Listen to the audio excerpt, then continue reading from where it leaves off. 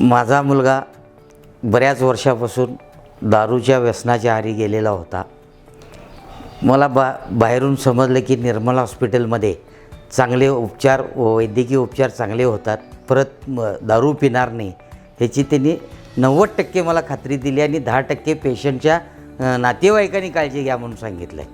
त्यामुळं ॲडमिट केले. ॲडमिट केल्यानंतर 21 दिवसाचा त्यांचा कोर्स पूर्ण केल्यानंतर आजच्या घडीला माझी ही 3री व्हिजिट आहे. त्या 3ऱ्या व्हिजिटमध्ये माझ्या मुलानं पूर्ण दारू प्यायचं सोडून त्याचे पॉझिटिव्ह विचार, पॉझिटिव्ह थिंकिंग आणि व्यसनमुक्त झालेला आहे असं मला वाटतं आहे आत्ताच्या तर घडीला. पण माझं एक तरुणांना आव्हान आहे की तरुण मुलांनी व्यसन करू नये, व्यसन जास्त अजिबात करू नये ह्या मताचा मी आहे.